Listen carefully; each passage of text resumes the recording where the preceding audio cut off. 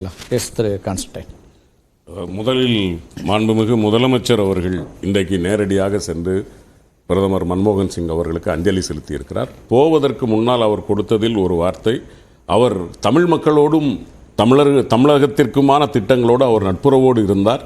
இன்னும் சொல்லப்போனால் செம்மொழி அந்தஸ்தே அவரது காலத்தில் வந்தது என்பதை சொல்லியிருந்தார். இந்த நேரத்தில் நாங்கள் சொல்ல முடியாத, ஆனால் தமிழர்களுக்கு ஒரு வரவேற்பு கிடைக்கக்கூடிய ஒரு தகவல் சகோதரர் ஆசாரி அவர்கள் சுட்டிக்காட்டியதற்கு நன்றி. பிரதமர் மன்மோகன் சிங் என்கிற ஒரு மாமேதையை முன்னிறுத்தியது தலைவர் கலைஞர் என்ற ஒரு தகவல். அதற்கு அவருக்கு நன்றியை தெரிவித்துக் கொள்கிறேன். எங்களை பொறுத்த வரைக்கும் நான் நீங்க எப்படி பாக்குறீங்க திரு மன்மோகன் சிங் அவரோட கான்ட்ரிபியூஷன், அதுக்கு பிறகு திரு சேகர் அவர்கள் சொன்னதுக்கான கருத்துல இருந்தும் நீங்க சொல்லலாம். இந்தியாவை முழுமையாக புரிந்து கொண்ட, இந்தியாவின் பொருளாதாரத்தை முழுமையாக புரிந்து கொண்ட ஒரு பொருளாதார அறிஞர். ஏன் அப்படின்னா, நாங்கள் மன்மோகன் சிங்கை பொருளாதார ரீதியாக பார்க்கும்போது அவருடைய ஆளுமை என்பது இஆர்பி, அவருடைய திட்டம் என்பது எல்ஜிபி. எல்ஜிபி என்னன்னு சொல்லி அண்ணா சொன்னார். இஆர்பி அப்படிங்கிறது என்னன்னா, அவர் இந்தியாவுக்கே எக்கனாமிக் அட்வைசர் இருக்கார். சரி. ஸோ பொருளாதாரம், இந்தியாவினுடைய பொருளாதாரம் எதை நம்பி இருக்கிறது, எதை வலுப்படுத்த வேண்டும் என்று பொருளாதாரத்தை தெரிந்து கொள்கிறார். அடுத்து ரிசர்வ் பேங்க் ஆஃப் இந்தியாவினுடைய கவர்னர். இங்க பண போக்குவரத்து எப்படி இருக்கும், இந்த பைனான்சியல் ஸ்டேட்மெண்ட் எப்படி இருக்கு, இந்த வங்கி யாருக்கு பயன்படுகிறது, யாருக்கு இன்னும் பயன்பட்டால் நன்றாக இருக்கும் என்கிற கவர்னர், நம்ம ரிசர்வ் பேங்க் இந்தியாவினுடைய கவர்னர். அடுத்தது பிளானிங் கமிஷனுடைய தலைவர். அப்போ இந்த பிளானிங் கமிஷனுக்கு அடிப்படை எது அப்படின்னா இந்த எக்கனாமிக் பாலிசிஸ். இந்த எக்கனாமிக் பாலிசிஸுக்கு முக்கியமானது எது? Reserve bank of India money flow. So இதை புரிஞ்சுக்கிட்டார். அவர் புரிந்து கொண்ட பிறகுதான் அவர் ஃபைனான்ஸுக்கு உட்கார்றார். இன்னொரு மிக முக்கியமான ஒன்று என்னவென்றால், அவர் எந்த ஐடியாலஜியிலும் தன்னை அர்ப்பணித்துக் கொள்ளவில்லை. ஒரு கம்யூனிச சித்தாந்தத்திற்குள் தன்னை அர்ப்பணித்திருந்தால் சில முடிவுகளை அவர் எடுத்திருக்க முடியாது. அல்லது முழுவதுமான ஒரு வலதுசாரி ஐடியாலஜிக்குள்ள தன்னை நிப்பாட்டி இருந்தார்னா அதுவும் முடியாது. இல்ல நேருவியன் ஐடியாலஜி என்ற ஒரு ஐடியாலஜிக்குள்ளும் அவர் நிற்கவில்லை. ஐடியாலஜி கன்ஃபைன்மெண்ட் அப்படிங்கிறது இல்லாமல் ஒரு சுதந்திரமாக செயல்பட்ட ஒரு பொருளாதார மேதை.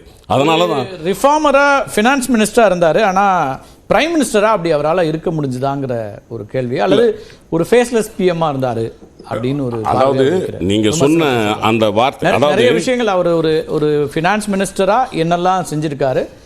இன்னும் சொல்ல போனா இன்னைக்கு இந்தியாவுடைய பொருளாதார வளர்ச்சிக்கான விதை அவர் போட்டது அதெல்லாம் இருக்கு. அதுக்கு பிறகான விஷயங்கள், அவர் பிரதம அமைச்சராக வந்த பிறகு அவருக்கு என்ன ஒரு ஸ்பேஸ் இருந்ததுங்கிறது தான் ஒரு ஃபேஸ்லெஸ் பிஎம்மா இருந்தாருன்னு ஒரு விமர்சனம். இல்லை, சகோதரர் சொன்ன ஒரு விஷயத்தில் நான் மாறுபடுகிறேன்.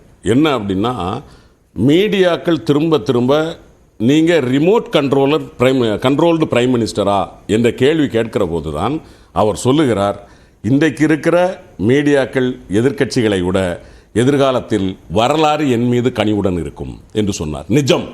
இன்றைக்கு இதே சகோதரர் சேகர் அவர்கள் இதற்கு முன்னால் மன்மோகன் சிங் அவர்கள் தங்கத்தை அடமானம் வைத்த போது அந்த அடமானத்தை வைத்து விமர்சனம் செய்த அதே சேகர் அவர்கள் இன்றைக்கு அதை பாராட்டக்கூடிய இடத்திற்கு வந்திருக்கிறது என்று சொன்னால், இப்படி இவர் மட்டுமல்ல, பல்லாயிரம் பேர் அன்றைக்கு விமர்சித்தவர்கள் இன்றைக்கு மன்மோகன் சிங் என்கிற பொருளாதார மேதையை நாம் இழந்து விட்டோமே என்று வருந்துகிறார்கள் என்று சொன்னால், அவர் சொன்னது 100க்கு 100 உண்மை.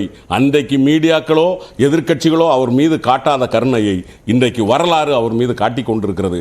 அதனால்தான் இந்தியா மட்டுமல்ல, உலக நாடுகளே இன்றைக்கு அவர் மீது அவ்வளவு வாழ்த்துக்களை சொல்லிக் கொண்டிருக்கிறது. இப்படி ஒரு தலைவர் ரெண்டு விதமா இன்னும் அதை கிளியரா பேச விரும்புறேன். இது வெறும் நீத்தார் பெருமை அல்ல, அதை கடந்து அவர் என்ன செய்தார் அப்படிங்கிற அடிப்படையில இருந்தா திரு சேகர் சொன்னார். நானும் பாக்குறேன், எப்போதுமே நம்ம தமிழ் மரபுல அல்லது இந்திய மரபுல ஒருத்தருக்கான அஞ்சலி என்பது பாசிட்டிவ் சைட் சொல்லுவோம். அவர் சொல்றது as a economist our he did lot of எல்லா மாற்றங்களுக்குமான அடிப்படை அவராக இருந்தார் அப்படின்னு சொல்றதா நான் பார்க்கிறேன். அது நீத்தார் பெருமையையும் கடந்த ஒரு பெருமையாகத்தான் நான் அதை புரிஞ்சுக்கணும்னு நினைக்கிறேன். இல்ல, உண்மை. நான் எப்படி பார்க்கறேன் அப்படின்னா, நான் சகோதரர் சொன்னதுல நான் மாறுபடல. நான் என்ன சொல்ல வரேன், இன்னைக்கு எப்பொழுதுமே இறந்த பின்பே எழுதுக தீர்ப்பு, அந்த சூழல் என்னங்கிறத நீங்க விளக்குனீங்க. அன்னைக்கு அவர் பற்றிய விமர்சனங்கள் வந்தபோது அவர் அதுக்காக பதிலாக சொன்னார். ஒண்ணு. இன்னொன்னு சகோதரர் சொன்னார் இல்லையா, கிழிச்சு எறிஞ்சது, அது பொருளாதார சம்பந்தப்பட்டதோ எதுவும் கிடையாது. அவர் ராகுல் காந்தி கிழிச்செறிஞ்சது எது அப்படின்னா, பாராளுமன்ற உறுப்பினர்கள், சட்டமன்ற உறுப்பினர்கள் மீது வழக்கு வந்து 2 ஆண்டுகளுக்கு மேல் தண்டனை வந்துவிட்டால் அவர்கள் அப்பீல் பண்ணிட்டா மீண்டும் தேர்தலில் அப்பீல் இருந்தா போதும் தேர்தலில் நிக்கலாம் அப்படிங்கிற சட்ட திருத்தம் கொண்டு வந்தார்கள். ஆனால் உச்சநீதிமன்றம் என்ன சொன்னது? தண்டனை இருந்தால் தண்டனையிலிருந்து விடுதலை பெறுகிற வரைக்கும் நீங்கள் தேர்தலில் நிற்கக்கூடாது என்று சொன்னபோது அதை பாராளுமன்றத்தில் விருப்பமில்லாமல் கொண்டு வந்தார் மன்மோகன் சிங். அதை கிழித்திருந்தார் ராகுல் காந்தி. அதனால் தான் இன்றைக்கு பல ஊழல் தலைவர்கள் மேலே நிற்க முடியாமல் போனது. எனவே ராகுல் காந்தி அவரை அவமானப்படுத்தவில்லை. மன்மோகன் சிங் தன்னால் காட்ட முடியாத ஒரு உணர்வை ராகுல் காந்தி என்கிற இளைஞர் செய்து காட்டினார். திரு பாலச்சந்தர் குறுக்கிட விரும்பார், அவற்றையும் கேட்டு வந்தார். திரு பாலச்சந்தர். எஸ், சொல்ற மாதிரி ராகுல் காந்தி மேல உள்ள வருத்தத்தினால ஹிஸ்டரி வில் ஜட்ஜ் மீ கனிவாக அப்படின்னு அவர் சொல்லலை. கான்ஸ்டன்டைன் வந்து சரியான தரம்ட்டார். எந்த ராகுல் காந்தி வந்து பேப்பரை கிழிச்சு போட்டார், அதுக்கும் பொருளாதார கொள்கைக்கு சம்பந்தம் கிடையாது. இவர் வந்து history will judge me, the future will judge me ஃபேர்லின்னு சொல்லி அவர் சொன்னது எந்த அடிப்படையிலனா, பத்திரிகைகள் திரும்ப திரும்ப அவரை வந்து தாக்குதல்கள் நடத்திக்கிட்டு இருந்தாங்க. திரும்ப திரும்ப அவர் மீது தாக்குதல் நடத்தி அவர் எவ்வளவு சொல்லிட்டு பொறுமை. Is not a man given to anger. அவர் சொன்னாரு ஒரு கோயலிஷன் பாலிடிக்ஸ்ல இருக்குங்கிறத உணர்ந்து நீங்க பேசணும். கோயலிஷன் பாலிடிக்ஸ்னா அக்கோமடேஷன் ரொம்ப தேவைப்படுறது. ஆனா அந்த ஒவ்வொரு அக்கோமடேஷன் நீங்க இது மாதிரி குறை சொல்லிட்டு இருந்தீங்கன்னா வரலாற்று எதிர்காலத்தில் என்னை பற்றிய கணிப்பு இன்னும் கனிவாக இருக்கும் அப்படின்னு சொன்னார். ராகுல் காந்தி ஆக்ஷனுக்கும் அதுக்கும் சம்பந்தமே கிடையாது. இன்னொன்னு நீங்க டிஸ்கஷனுக்கு வரும்போது அதை பேசுறேன், எல்லாரும் பேசணும். இன்னைக்கு அந்த பொருளாதார கொள்கைகள் பின்பற்றப்படுகிறதான்னு நீங்க எப்ப டிஸ்கஸ் பண்றீங்களோ அந்நேரம் என்னுடைய கருத்து. இல்ல இப்போ நீங்க உங்கள்கிட்ட தொடங்கலாம் சார். நம்ம அவர் பற்றிய பெருமைகளை எல்லோருமே சொல்லிட்டாங்க.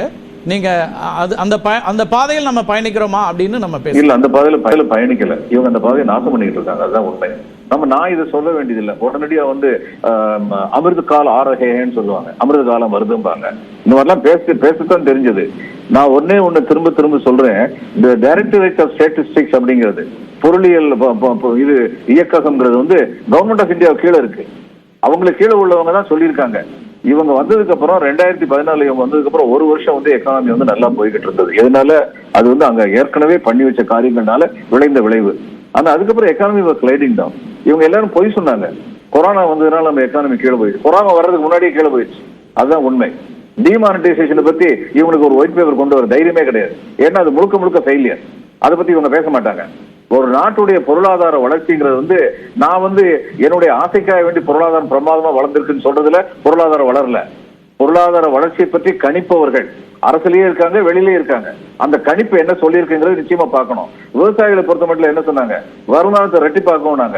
விவசாயிகளை பற்றி இவங்களுடைய பொருளாதார இயக்கம் தான், புள்ளியியல் இயக்கம் தான் மறுபடியும் சொல்லிச்சு. நெட் இன்கம்ங்கிறது வந்து விவசாயிகளுக்கு வந்து இந்த 10 வருஷத்துல கூடவே இல்லைன்னு சொல்லிச்சு. இதெல்லாம் வந்து அவங்க பேச மாட்டாங்க. அவர் வந்து ரிஃபார்ம்ஸ் வித் ஹியூமன் ஃபேஸ் அப்படின்னு சொன்னாரு. ரொம்ப முக்கியமான ஒரு சொல் அது வந்து. ஆனா இங்க நடந்தது என்ன? கேபிட்டலிசம் நடந்தது, கிரானிக் கேபிட்டலிசம் நடந்தது. சில பேர் கேபிட்டலிஸ்டே பல பேருக்கு வந்து இங்க நடக்கிறது வந்து மகிழ்ச்சியா இல்லை. ஏன்னா லெவல் பிளேயிங் ஃபீல்டு கிடையாது. இதுதான் இன்னைக்கு நடக்கிறது. அதனால வந்து மன்மோகன் சிங் வகுத்த பாதையை இவர்கள் பின்பற்றவில்லை. முக்கியமா ஒரு விஷயத்தை சொல்லணும். மன்மோகன் சிங் மேல ஒரு குற்றவியல் வழக்கு போட்ட பெருமை தான் இவங்களுக்கு உண்டு. இன்னைக்கு போய் பேசி நிக்கிறாங்க, எல்லாரும் போய் அஞ்சலி செலுத்துறாங்களே. அன்னைக்கு அவர் மேல ஒரு குற்றவியல் வழக்கு போட்டாங்க. சுப்ரீம் கோர்ட் ஜட்ஜி தான் சென்ட் த பேப்பர்ஸ் டு மீன்னு சொல்லி சொன்னாரு. இது வரலாறு. இது எல்லாமே நம்ம மனசுல வச்சுக்கணும்.